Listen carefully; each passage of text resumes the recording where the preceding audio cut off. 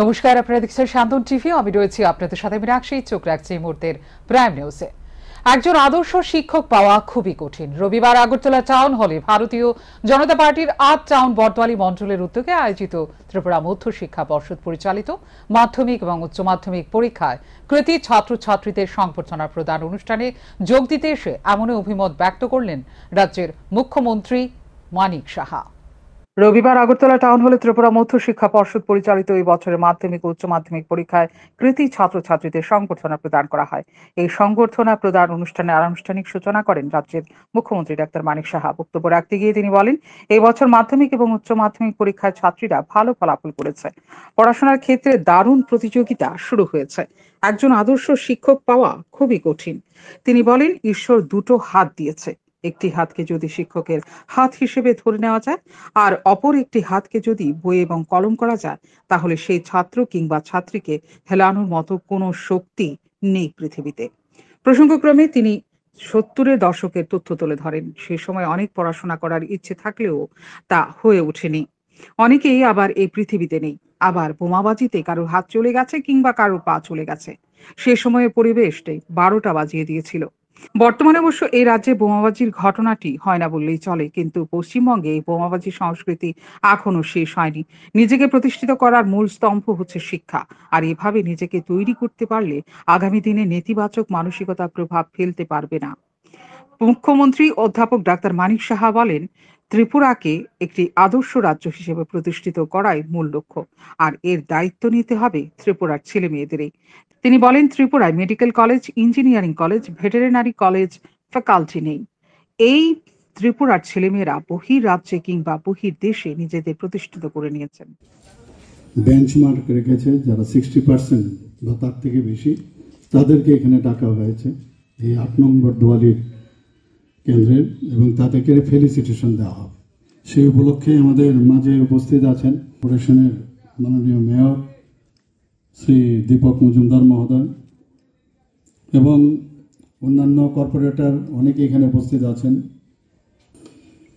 অত্যন্ত ভালো লাগছে এখানে আপনাদের কাছে। মানে এমনটা হয় যে মাঝে মাঝে একদম আপনাদের ঘরেই চলে যায়, প্রতিটা ঘরে গিয়ে সেখানেই ফেলিসিটেশন দেই,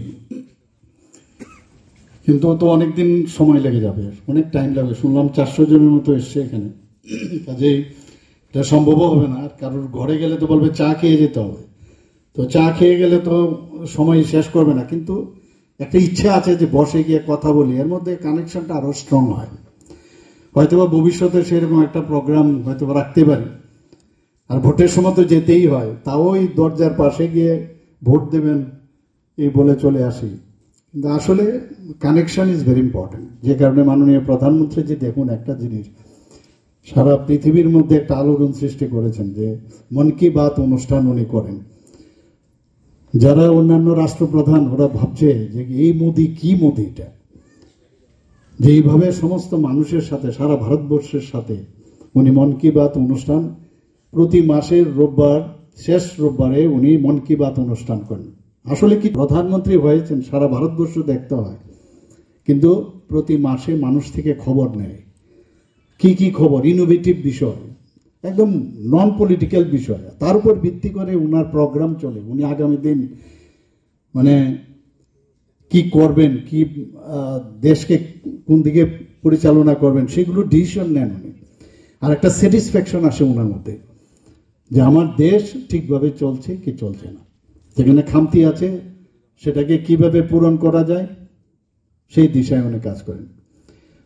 তো আমরা তো উনারই সোলজার, তো এই সোলজার হিসাবে আমাদেরও ইচ্ছা হয় অনেক সময়, এই যেমন আজকে করলাম এখানে, তো এই ধরনের একটা ইচ্ছা আমাদের মধ্যে আছে। এবং এই পার্টি, কালকে আমি দেখলাম এখানে এক পার্টির প্রধান এখানে ইসরায়েল এবং প্যালেস্টাইন নিয়ে কথা বলছেন। আমার অবাক লাগে, ত্রিপুরা নিয়ে কথা বলছেন না, দেশ নিয়ে কথা বলছেন না। ইসরায়েলের গাজাতে মানে সেখানে আক্রমণ হয়েছে সেই বিষয়ে খুব চিন্তিত ওরা। কিন্তু আমরা জবের থেকে এই সরকারে আমরা এসেছি, আমরা কিন্তু একটু কম টম জানি ওইসব বিষয়ে। হ্যাঁ, তো চাইনাতে কি হয়েছে, আমরা আমাদের দেশ নিয়ে আমরা কথাবার্তা বলতে ভালোবাসি।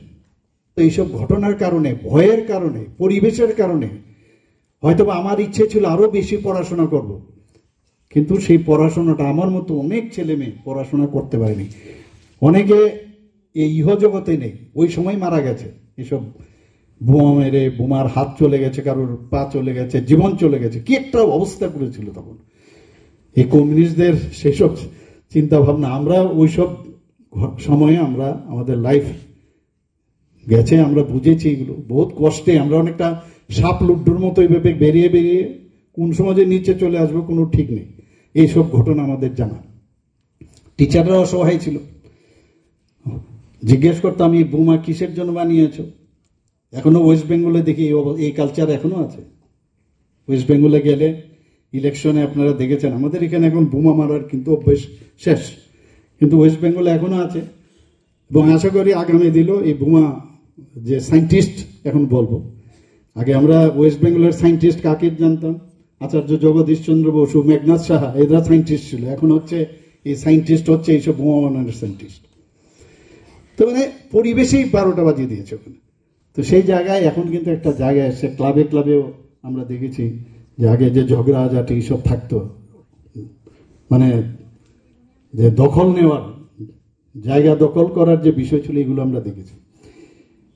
তো পড়াশোনার 60%, 90%, 100% সেটা তো ঠিক আছে, এটা তো পেতেই হবে। কিন্তু স্কুলের মধ্যে অন্যান্য যে এক্সট্রা কারিকুলার অ্যাক্টিভিটিস আছে, সেগুলো যারা স্টুডেন্টদের জন্য বলছি, আমি গার্জিয়ানদের জন্য বলছি না, যে তাদের এইগুলোর দিকেও আমাদের নজর থাকা উচিত। মুখ্যমন্ত্রী ছাড়াও এদিন অন্যান্যদের মধ্যে উপস্থিত ছিলেন আগরতলা পুর নিগমের মেয়র দীপক মজুমদার, কর্পোরেটর অভিজিৎ মল্লিক, তুষারকান্তি ভট্টাচার্য, রত্না দত্ত, শম্পা চৌধুরী, অলোক রায় সহ আরো অনেকেই। উপস্থিত অতিথিরা কৃতি ছাত্রছাত্রীদের সংবর্ধনা তুলে দেন। শান্তন টিভি। 2024 লোকসভা নির্বাচনে পরিবর্তনের জন্য বিরোধীরা অনেক পরিশ্রম করেছে, কিন্তু বুথ ফেরত সমীক্ষায় দেখা যাচ্ছে আগামী 4 জুন 400 আসন পেয়ে এনডিএ আবার সরকার গড়বে। দেশের উন্নয়নের নিরিখে, নিরাপত্তার স্বার্থে এবং কাজের নিরিখে মানুষ ভারতীয় জনতা পার্টিকে সমর্থন করেছে। ফলে পুনরায় ক্ষমতায় ফিরবে ভারতীয় জনতা পার্টির নেতৃত্বাধীন সরকার। রবিবার আগরতলা টাউন হলে ভোট সমীক্ষা প্রসঙ্গে সংবাদ মাধ্যমের মুখোমুখি হয়ে কথাই বললেন মুখ্যমন্ত্রী ডাক্তার মানিক সাহা। তিনি আরো বলেন, সবকা সাথ সবকা বিকাশ, সবকা বিশ্বাস ও সবকা প্রয়াসের উদ্দেশ্যে নিয়ে প্রধানমন্ত্রী নরেন্দ্র মোদী কাজ করছেন। এতে দেশবাসী ভালো হবে বলে জানান মুখ্যমন্ত্রী। उसका रिजल्ट का जो अनुमान लगाया एग्जिट पोल, उससे पता लग रहा है किस दिशा पर जा रहा है।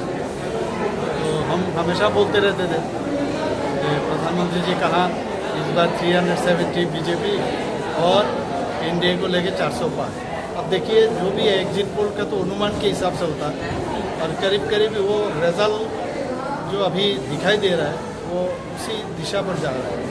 और मैं सर्वप्रथम इसलिए हमारा प्रधानमंत्री, माननीय प्रधानमंत्री जी को मैं धन्यवाद देना चाहता हूँ, जो उनके मार्गदर्शन में देश जिस तरह चल रहा है, देश का इकोनॉमी हो, देश का सिक्योरिटी हो, और हमारा यहाँ 4 जात हमेशा वो कहते हैं, एक कृषक, गरीब और युवा और महिला, इन 4 जात का अगर उन्नयन हो और इंफ्रास्ट्रक्चर का डेवलपमेंट हो पूरा देश में हम लोग, तब तो ये देश आने वाले दिन जो अमृतकाल चल रहा है, उन्होंने कहा 2024 में, 2047 में वो जो ये विकसित भारत का जो रिजल्ट, ये आने वाले जो नेक्स्ट जनरेशन है तो पता लगेगा, ये महसूस होगा ये भारत विकसित हुआ।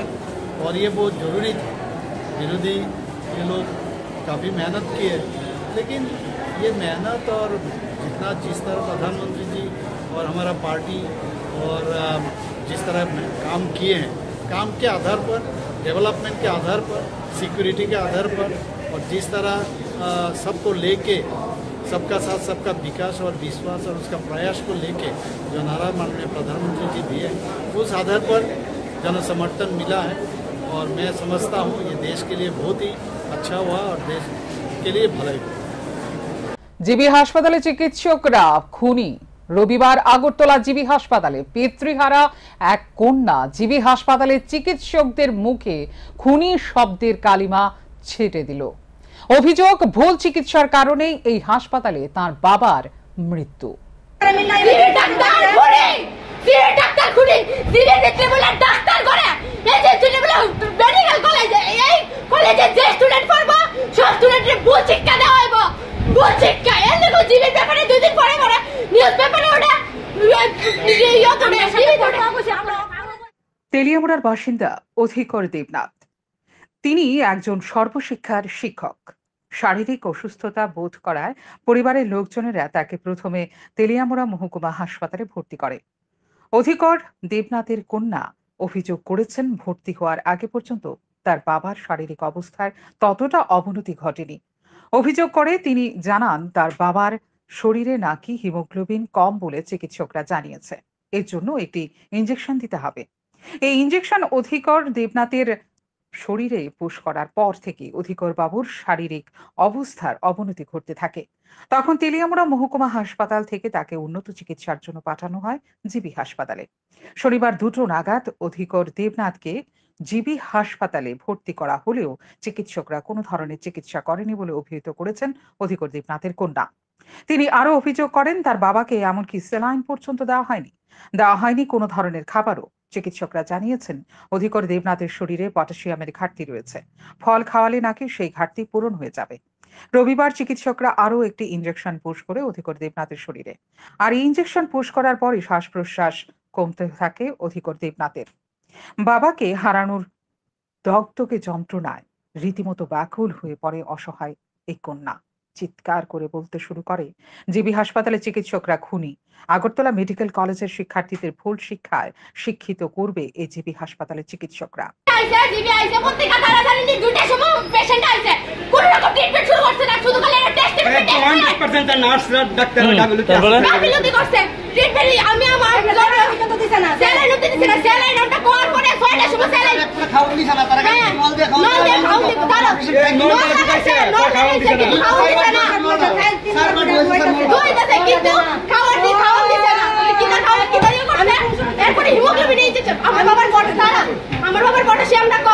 পটাশিয়াম কম ডাক্তারে কইছে যে ডাবের জল কলা টলা খাইলে ঠিক হয়ে যাবে বাবা, তাহলে পটাশিয়াম কম এর থেকে কইছে যে তারা এমন তোর হইয়া গেছে না এমন তোর হইয়া গেছে পটাশিয়াম তো হিমোগ্লোবিন নিতে চলো না আগে থেকে কমস্ত হিমোগ্লোবিন নিতে সেটা দাও করে হিচটা হইছে এর উপর তার উপরে কি তা ট্রিটমেন্ট করতেছে হ্যাঁ ওই জানে। আমি একটা মেডিকেল গ্রাউন্ড স্টুডেন্ট, আমি ল্যাবরেটরি টেকনিশিয়ান লে পড়াশোনা করতেছি, আমিও জানি কিছুটা, আমি জুনিয়র হই না জানি কিছুটা। তারা কি তার পটাশিয়াম তো ইনজেকশন হইবা সেলাই নয়। কবে নাগাদ আনছিলেন জিবিতে? কালকে 2টার সময় আনা হয়েছে জিবিতে। কোন ডাক্তারের ইয়েতে আনছিলেন? সমরেশ পালের কোন জায়গার উনি কোন জায়গার? সমরেশ পাল জিবির এমনি ডাক্তার কিন্তু নেফ্রোলজিস্ট আর কি তাই না জিবির ডক্টর, কিন্তু তাই না আমার বাবা বিয়েতে দেখায় আর এমএস সুমনি মেডিকেটস এর মধ্যে প্রাইভেট ভাবে দেখায় আর কি। এরপরে কিন্তু এতক্ষণ ধরে সেলসি অবস্থা ছিল, তখন এই হাতে আইনা ক্যানুলাটা লাগাইছে, ক্যানুলাটা লাগিয়ে সেটা কি তার একটা ইনজেকশন পুশ করছে, ঠিক আছে? কি এর ইনজেকশন? এটা আমরা কইছে না, এটা কি আপনারা কিনা দিছিলেন না সরকারি ভাবে দেওয়া হয়েছে? তারা দিছে ইনজেকশনটা দিছে পরে ওই হঠাৎ করে শেষ।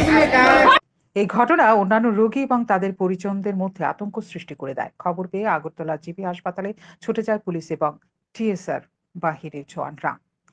সম্প্রতি আগরতলা জিবি হাসপাতালে ধারাবাহিকভাবে চলে আসছে যে অভিযোগের শিরোনামে ভুল চিকিৎসার কারণে রোগীদের মৃত্যুর মুখে পড়তে হচ্ছে বলে অভিযোগ করছেন রোগীর পরিজনেরা। প্রতি সপ্তাহে সাংবাদিক সম্মেলনের মধ্য দিয়ে জিবি হাসপাতালের মেডিকেল সুপার সহ চিকিৎসকরা মুখ্যমন্ত্রীর বাহবা কুড়িয়ে নেওয়ার জন্য ব্যস্ত হয়ে পড়ছেন। আর দুর্ভাগ্যজনক বিষয়টি হলো রবিবারের ঘটনাটি জিবি হাসপাতালের চিকিৎসকদের খুনি বলে আখ্যায়িত করে হাসপাতালের চিকিৎসকদের মুখে কলঙ্কের কালিমা সেটে দিল পিতৃহারা এই অসহায় কন্যা। জিবি হাসপাতালের চিকিৎসা পরিষেবা যে কতটুকু লাঠে উঠেছে এই ঘটনা তা আবারও প্রমাণ করে দিল। শান্তন টিভি। উদয়পুর জগন্নাথ দিঘির তীরে নবনির্মিত পার্ক পরিদর্শন করলেন রাজ্যের অর্থমন্ত্রী প্রণজিৎ সিংহ রায়। কথা বললেন স্থানীয় জনপ্রতিনিধি থেকে শুরু করে এলাকাবাসীর সঙ্গে। গোটা পার্ক পরিদর্শন করেন তিনি এবং বর্তমানে পার্কের যে বেহাল অবস্থা হয়ে আছে তা নিয়ে অসন্তুষ্ট প্রকাশ করেন। পরে সাংবাদিকদের মুখোমুখি হয়ে রাজ্যের অর্থমন্ত্রী প্রণজিৎ সিংহ রায় বলেন, এই পার্ক তৈরি করে মানুষের দীর্ঘদিনের ইচ্ছে পূরণ করেছে সরকার, কিন্তু দুষ্কৃতীরা এই সৌন্দর্য এবং উন্নয়ন পছন্দ করছে না, যার ফলে বারংবার এই পার্কের সৌন্দর্য নষ্ট করার চেষ্টা চালাচ্ছে। যারা এই ধরনের কাজ বারংবার করছে তারা উদয়পুর শহরের ভালো চায় না। তাই জনসাধারণকে এই পার্কের সৌন্দর্যায়ন রক্ষার দায়িত্ব নিতে হবে বলে জানান অর্থমন্ত্রী প্রণজিৎ সিংহ রায়। মানে ডিপ্রাইভ করা উদয়পুর একটা অন্যতম শহর, প্রাচীন শহর, যেটা বিভিন্ন সময় বিভিন্ন জায়গায় সরকারের ছিল, কখনো উদয়পুরকে সেভাবে এটা সৌন্দর্য করা, রক্ষা করা বা পরিবেশ তৈরি করে রাখার কোনো কাজ তারা করেনি। এটা আমার বলা অপেক্ষা থাকে না। এখানকার মানুষ আমরা এটা তৈরি করেছি, সরকারের উদ্যোগে আমরা করা হয়েছে, শুরু হয়েছে, এটা এখানে থেমে নেই, কিন্তু এটাকে করে দেওয়া হয়েছে। কিছুদিন হয়েছে আমরা এটার দায়িত্বভার ট্যুরিজম ডিপার্টমেন্ট থেকে এটা আমরা আমাদের পুরো পরিষদকে, উদয়পুর পরিষদকে হ্যান্ডওভার করা হয়েছে। মাননীয় মুখ্যমন্ত্রীর হাত ধরে এটা ওপেনিং করেছি আমরা। কিছু সময় লেগেছে ছেড়ে দেওয়ার জন্য, এবং এটার জন্য যেটাকে করা যায় লেটেস্ট আধুনিকতার ছাপ রাখার চেষ্টা আমরা করেছি। বিভিন্ন লাইটিং সিস্টেমগুলো দেখছেন, এগুলো একটা সেভাবে আমরা তৈরি করেছি যাতে মানুষের সৌন্দর্যের সঙ্গে সঙ্গে এটা মানুষ উপভোগ করতে পারে। এটা মিউজিক সিস্টেম করা আছে, রবীন্দ্রসঙ্গীত বিভিন্ন রকমভাবে, যাতে মানুষ এখানে হাঁটে। এবং এটা আমরা দেখেছি আমি যে জানি না রেগুলার কত লোকের, মোটামুটি শত শত লোক এখানকার মানে মর্নিং ওয়াক, ইভিনিং ওয়াক করে। তো আমার পদ্মশ্রী পুরস্কার প্রাপ্ত শান্তিকালী আশ্রমের চিত্ত মহারাজ গত দুদিন ধরে ভর্তি রয়েছেন আগরতলা জিবি হাসপাতালে। রবিবার তাঁর শারীরিক অবস্থার খোঁজ খবর নেওয়ার জন্য জিবি হাসপাতালে যান মন্ত্রী সুশান্ত চৌধুরী। মন্ত্রী এদিন কথা বলেছেন চিত্ত মহারাজের সঙ্গে, খোঁজ খবর নেন তাঁর শারীরিক অবস্থার। পরে মন্ত্রী সুশান্ত চৌধুরী জানিয়েছেন আগের থেকে শারীরিক অবস্থা অনেকটাই ভালো, কিন্তু মহারাজের যে সবটা প্রতিনিয়ত সঠিকভাবে তার চিকিৎসা করে চলেছেন। মন্ত্রী সুশান্ত চৌধুরী বলেন, রাজ্যের মুখ্যমন্ত্রী ডাক্তার মানিক সাহা প্রতিনিয়ত তাঁর শারীরিক অবস্থার খোঁজ খবর নিয়ে চলেছেন। দল এবং সরকার যথেষ্ট গুরুত্ব দিয়ে দেখছে পুরো বিষয়টি। খুব শীঘ্রই চিত্ত মহারাজ পুরোপুরি সুস্থ হয়ে উঠবেন বলে আশা ব্যক্ত করেন মন্ত্রী সুশান্ত চৌধুরী। মন্ত্রী সুশান্ত চৌধুরীর সঙ্গে এদিন ছিলেন মাতাবাড়ি বিধানসভা কেন্দ্রের বিধায়ক অভিষেক দেব রায়। হিন্দু ধর্মের প্রচারক শান্তিকালী মহারাজ, চিত্ত মহারাজ গত দুদিন ধরে অসুস্থ অবস্থায় জিবি হাসপাতালে ভর্তি আছেন, এবং এখানে এসে যার খোঁজখবর নিলাম উনি আগের থেকে ভালো আছেন, এবং ডাক্তাররা সঠিকভাবে ওনার চিকিৎসা করছেন। প্রতিনিয়ত প্রতিদিনই বোর্ড বসে আরও কি উন্নত চিকিৎসা পরিষেবা তাকে প্রদান করা যায়, তাকে সম্পূর্ণভাবে সুস্থ করার জন্য সে বিষয়ে আলোচনা হচ্ছে। রাজ্যের মাননীয় মুখ্যমন্ত্রীও খোঁজখবর রাখছেন, এবং আমাদের দলের তরফ থেকে, সরকারের তরফ থেকে এবং স্বাস্থ্য বিভাগের তরফ থেকে, দপ্তরের তরফ থেকে ডাক্তাররা প্রতিনিয়তই তার যোগাযোগ রাখছে। আমি মঙ্গলময়ী মার কাছে ওনার দীর্ঘায়ু কামনা করি, এবং খুব শীঘ্রই উনি আবার সুস্থ হয়ে উঠবেন, এবং সমাজ সেবায়, মানব সেবায় উনি যে দৃষ্টান্ত স্থাপন করেছেন, যে দৃষ্টান্ত স্বরূপ ওনাকে ভারত সরকার পদ্মশ্রী সেখানে প্রদান করেছে গত কয়েক মাস আগে, সেই সমাজসেবায় আবার নিজেকে নিয়োজিত করতে পারে। তো মঙ্গলময়ী মা সকলের আশীর্বাদ করেন, ওনাকেও যেন আশীর্বাদ করেন যাতে উনি সম্পূর্ণভাবে সুস্থ হয়ে ওঠেন। চলন্ত ট্রেন থেকে ছিটকে পড়ে গুরুতর আহত এক যুবক, ঘটনা রবিবার বিশালগড় রেল স্টেশন এলাকায়। আহত যুবকের নাম সবুজ দাস, বাড়ি আগরতলায়। পরবর্তী সময়ে অগ্নি নির্বাপক দপ্তরের কর্মীদের খবর দেওয়া হলে অগ্নি নির্বাপক দপ্তরের কর্মীরা ঘটনাস্থলে ছুটে যায় এবং আহত ব্যক্তিকে উদ্ধার করে বিশালগড় মহকুমা হাসপাতালে নিয়ে আসে। আগরতলা থেকে উদয়পুর যাওয়ার পথেই এই দুর্ঘটনাটি ঘটে। বিশালগড় রেল স্টেশন থেকে একটা খবর আসলো, এখানে একটা অ্যাক্সিডেন্ট হয়েছে। তো আমরা সঙ্গে সঙ্গে গেলাম, গিয়ে দেখলাম চলন্ত ট্রেনের থেকে একটা ছেলে পড়ে গেছে। হ্যাঁ, তারপর আমরা রেস্কিউ করে বিশালগড় গভর্নমেন্ট হসপিটালে পৌঁছে। কি নাম হের? এর নাম হইল সবুজ দাস। আগরতলা থেকে উদয়পুর যাইতেছিল ট্রেন করে। কোন জায়গার বাড়ি? হ্যাঁ, বাড়ি তো মনে হয় আগরতলা। আগরতলা। এর অবস্থা কিরকম এখন? রক্ত হয়েছে, মুখে ব্যথা ট্যাথা পাইছে, ব্লিডিং হয়েছে, প্রচন্ড ব্যথা পাইছে। কোন জায়গাতে পৌঁছেছেন? আমরা বিশালগড় গভর্নমেন্ট হসপিটালে পৌঁছে দিচ্ছি। শ্রেষ্ঠ ভুবন সামাজিক সংস্থার উদ্যোগে রবিবার আগরতলা ইন্দ্রনগর কালীবাড়ি মন্দিরে শান্তিকালী আশ্রমে চিত্ত মহারাজের দ্রুত আরোগ্য কামনা করে ঈশ্বরের কাছে প্রার্থনা করেন তাঁর ভক্তরা। ভক্তরা এদিন মাটির প্রদীপ জ্বালিয়ে চিত্ত মহারাজের দ্রুত আরোগ্য কামনা করেন। দেবশ্রী নারদ জয়ন্তী সাংবাদিক সম্মাননা অনুষ্ঠান হয় আগরতলা নজরুল কলাক্ষেত্রে। উপস্থিত ছিলেন রাষ্ট্রীয় স্বয়ংসেবক সংঘের সরকার্যবাহ আলোকজি। কিন্তু নারদ মুনি যে আমাদের সংবাদ বাহক, এটাও কিন্তু আন্দাজ করা যায় যারা এই মুনিবরের কাহিনী বা যেখানেই নাটক, যাত্রা, তারপর এই পালা, এইসবগুলোতে দেখেছেন যে নারদ মুনি ঠিক কিছু না কিছু একটা সংবাদ নিয়ে যাচ্ছে এবং সেটা ইনফরমেশন দিয়ে যাচ্ছে। আমার সবচেয়ে বড় ইন্টারেস্ট যে আসার এখানে যে ওনাদের শুনবো কি নূতন আমরা পেতে পারি। আমরা তো প্রকৃতপক্ষে আমাদের যে ঐতিহ্য, আমাদের সংস্কৃতি, আমাদের পরম্পরা আমরা তো অনেকটা ভুলতে বসেছিলাম। আমরা মেকি কিছু অবস্থানকে নিয়েই আমরা আস্ফালন করছিলাম এবং আমাদের সমাজ ব্যবস্থা যার জন্য লোকনাথের ১৩৪তম তিরোধান দিবস উপলক্ষে বহ্নি জ্যোতি সামাজিক সংস্থা এক জলচ্ছত্রের আয়োজন করে। পথচারীরা জলচ্ছত্র থেকে জল পান করার সুযোগ পেয়ে অত্যন্ত খুশি। এ ধরনের কর্মসূচি আগামী দিনেও অব্যাহত থাকবে বলে জানান উদ্যোক্তারা। আজকে লোকনাথ বাবার তিরোধান উৎসব উপলক্ষে লোকনাথ মন্দির এবং আমাদের যে সামাজিক সংস্থা বহ্নি জ্যোতি সামাজিক সংস্থা, এই দুই সংস্থার যৌথ উদ্যোগে আমাদের বহ্নি জ্যোতি সামাজিক সংস্থার থেকে আজকে পুণ্যার্থীদের উদ্দেশ্যে এই জলছত্রের আয়োজন করা হয়। এটা প্রত্যেক বছরই করা হয় নাকি? অ্যাকচুয়ালি আমাদের 2023-এ আমাদের এই সংস্থার প্রতিষ্ঠা হয়। তারপর থেকে আমরা এইবার অক্ষয় তৃতীয়ার দিন রাম ঠাকুর আশ্রমের পুণ্যার্থীদের মধ্যে আমরা এই জলছত্রের আয়োজন করি। আজকে আমরা এখানে আয়োজন করেছি। এছাড়াও আমরা আমাদের বিভিন্ন অন্যান্য সামাজিক কর্মসূচির পাশাপাশি আমরা জলছত্রের আয়োজন করছি। বিভিন্ন কর্মসূচি থাকছে, যেমন আমরা নববর্ষের দিন আমরা বিভিন্ন অনাথ আশ্রম এবং বৃদ্ধাশ্রমের আবাসিকদের মধ্যে নূতন বস্ত্র, মিষ্টি তুলে দিয়ে তাদের সাথে আনন্দ ভাগ করে নেই। বৃক্ষরোপণ, পরিবেশ রক্ষায় বৃক্ষরোপণ কর্মসূচি, প্লাস্টিক ব্যান এবং নেশামুক্ত ত্রিপুরা গড়ার লক্ষ্যে সরকারের যে কর্মসূচি, সেই কর্মসূচির সঙ্গেও ভবিষ্যতে আমাদের সরকারের সঙ্গে একত্রিত হয়ে আমাদের কাজ করার পরিকল্পনা রয়েছে। এখনকার মতো এই মুহূর্তের সংবাদ এই পর্যন্ত। অন্যান্য আপডেটস দেখার জন্য অবশ্যই নজর রাখতে হবে স্যান্দন টিভির পর্দায়। স্যান্দন টিভি, দায়বদ্ধতাই যার ঐতিহ্য।